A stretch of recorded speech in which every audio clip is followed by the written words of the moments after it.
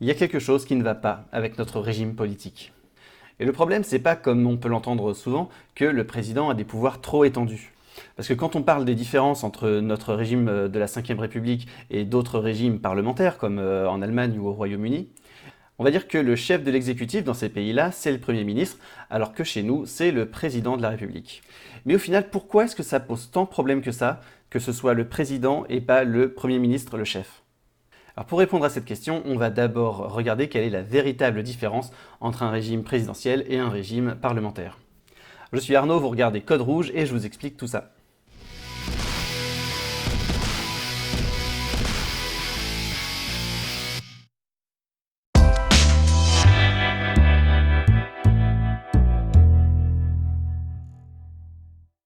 Donc très rapidement, on peut se dire que le président d'un régime présidentiel est fort et que le parlement d'un régime parlementaire est fort.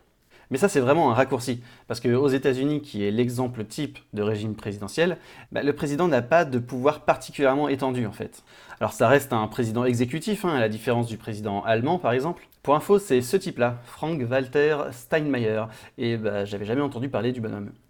Constitutionnellement, en fait, le président des États-Unis a même des pouvoirs moins étendus que le président de la République française. Alors d'où vient la vraie différence entre le régime présidentiel et le régime parlementaire? Eh bien, de manière assez peu intuitive, ça vient de la manière dont les pouvoirs législatifs et exécutifs sont séparés.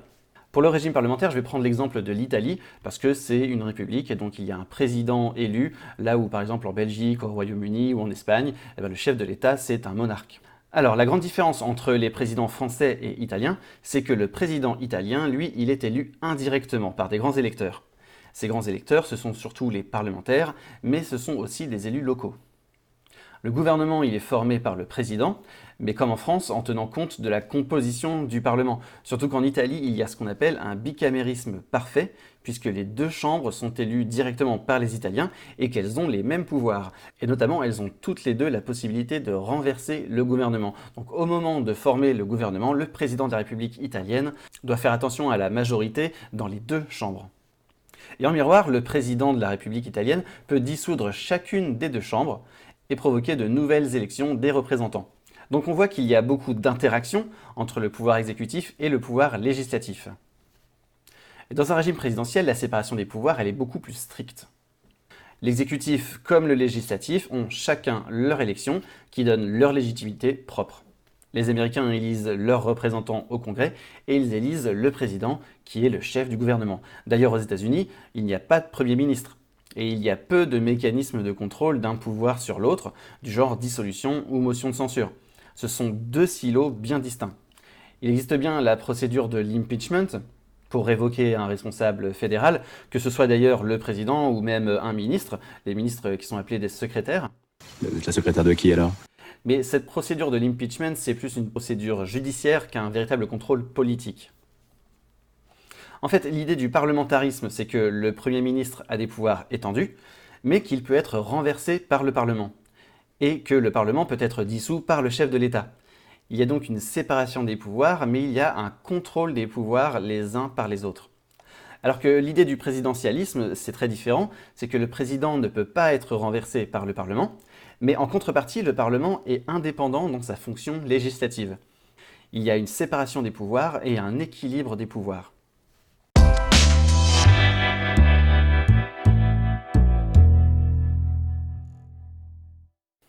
Et là, on voit pourquoi en France, on a un problème. Parce que de la même manière que dans un régime présidentiel, le président a des pouvoirs étendus, mais surtout, il ne peut pas être renversé par le Parlement. Et même le gouvernement n'est pas renversé par le Parlement en France, puisque la dernière motion de censure date de 1962, et à l'époque, le gouvernement n'avait même pas démissionné. Donc on a un déséquilibre des pouvoirs au profit de l'exécutif, avec à la fois un Premier ministre qui a beaucoup d'attributions constitutionnelles et aussi un président qui a des pouvoirs très étendus. Et surtout, on n'a pas réellement de contrôle du législatif sur l'exécutif. Et donc la Ve République, qui a un modèle entre les deux, entre le présidentialisme et le parlementarisme, on a dit de ce régime qu'il était hybride ou alors aussi semi-présidentiel. Mais ça, c'est vraiment une dérive qui a perverti le modèle qui était voulu à la base. Et c'est une dérive qui est due au fait que depuis 1965, le président est élu directement par le peuple. Le rédacteur principal de la Constitution de 1958, Michel Debré, quand il a proposé son projet de nouvelle Constitution au Conseil d'État en 1958, a tenu ce discours. Pas de régime conventionnel, pas de régime présidentiel, la voie devant nous est étroite, c'est celle du régime parlementaire. À la confusion des pouvoirs dans une seule assemblée, à la stricte séparation des pouvoirs avec priorité au chef de l'État, il convient de préférer la collaboration des pouvoirs. Un chef de l'État et un parlement séparés, encadrant un gouvernement issu du premier et responsable devant le second. Entre eux, un partage des attributions donnant à chacun une semblable importance dans la marche de l'État. Et on voit qu'on en est loin aujourd'hui. Qui peut dire que le Premier ministre et le Président ont une semblable importance ? Notamment s'agissant de la dépense, je décide et il exécute. Le Premier ministre est un collaborateur, le patron c'est moi.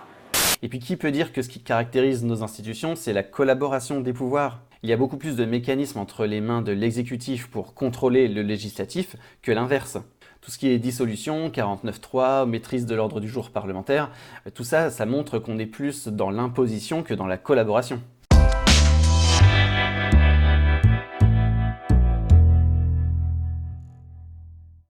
Alors comment améliorer le régime maintenant qu'on a vu un petit peu à quoi il ressemblait ? Alors, personnellement, je pense que ce serait une bonne idée de parlementariser un petit peu ce régime. Et pour se rapprocher d'un régime parlementaire, on peut déjà commencer par renforcer les attributions et le rôle du Parlement.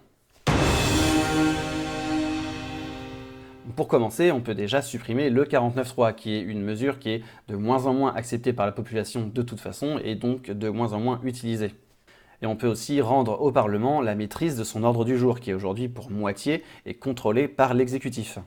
Alors par contre, personnellement, j'aurais tendance à garder l'élection des députés au scrutin majoritaire et pas à la proportionnelle, parce que s'il y a une chose qu'on peut retirer du régime de la Ve République, c'est sa stabilité et sa facilité à dégager une majorité à l'Assemblée. Même si à l'heure où j'enregistre cette vidéo, on n'est toujours pas sûr que le président aura une majorité à l'Assemblée nationale suite aux élections des 12 et 19 juin. Mais on l'a vu, la caractéristique du régime présidentiel, c'est la stricte séparation des pouvoirs. Et si on veut parlementariser notre régime hybride, il va falloir faire davantage collaborer les pouvoirs et surtout beaucoup plus encadrer le pouvoir exécutif par le pouvoir législatif. Alors une solution qui est radicale mais qui existe dans tous les autres régimes parlementaires, c'est de ne pas élire le président de la République au suffrage universel direct et donc ne pas lui donner la légitimité populaire qui fait que c'est lui le chef de l'exécutif. Si on revient au système d'avant 1962 où le président est élu indirectement, le Premier ministre redeviendra le véritable chef de l'exécutif. Mais en France, on est habitué à élire notre président de la République, et si on retirait ça, ce serait vu comme un recul démocratique. Mais c'est pas grave, je pense qu'on peut conserver cette tradition et quand même parlementariser le régime. Il faudrait par exemple que le président de la République ne puisse plus nommer le Premier ministre et les ministres. En fait, ce serait à l'Assemblée nationale d'élire un Premier ministre, et en cas de besoin, ce serait elle qui choisirait de le changer. Donc au lieu d'être révocable uniquement devant le président, ce qui actuellement est le cas, le gouvernement serait révocable devant le seul Parlement, comme il l'aurait toujours dû l'être. Et on pourrait imaginer que l'Assemblée nationale peut renverser le gouvernement avec une motion de censure constructive. C'est-à-dire en votant la censure du gouvernement, mais en proposant dans le même texte un nom pour le remplaçant du Premier ministre. Je pense que comme ça, les motions de censure seraient moins rares, parce qu'au lieu de renverser le gouvernement, ce serait plutôt vu comme un remaniement, mais à l'initiative de l'Assemblée nationale et pas du président. Alors ça a échappé à personne ces dernières années, et encore moins ces dernières semaines pendant la campagne des législatives, le modèle représentatif est fortement en crise. Et je pense que pour réintéresser les gens à la politique, il faut qu'ils se sentent concernés, et qu'ils aient l'impression que leur voix compte. Donc pour moi, il est temps d'insérer dans notre Constitution des mécanismes de démocratie participative. Alors d'abord un mot sur le référendum, puisque c'est le premier mécanisme qui nous vient en tête quand on parle de démocratie représentative, parce que c'est le seul en fait qu'on a à notre disposition à l'heure actuelle. Alors pour moi, c'est vraiment pas la baguette magique qu'on croit. Parce que le principe de la démocratie, c'est la confrontation des idées, c'est les débats, les échanges, et puis surtout la prise en compte des idées qui peuvent être minoritaires, mais qui peuvent être aussi légitimes. Et ça, la démocratie représentative le permet très bien, en donnant une représentation dans les assemblées aux courants qui ne sont pas majoritaires dans le pays, et en leur donnant les moyens de se faire entendre. Et ça, le référendum, il ne le permet pas du tout. Au lieu de susciter le débat, il va fermer le débat. Dans le cas d'un référendum, le peuple parle, point. Et les idées qui sont minoritaires mais qui peuvent être légitimes sont tout simplement ignorées. Et en fait, un référendum, c'est pas donner la parole au peuple, c'est faire trancher la majorité. Alors sur certains sujets, ça peut avoir son utilité, hein. Quand un débat a eu lieu pendant plusieurs années, histoire de trancher et de passer à autre chose, on peut passer par le référendum, ça pose aucun problème. Mais je pense que c'est pas quelque chose qui est à généraliser.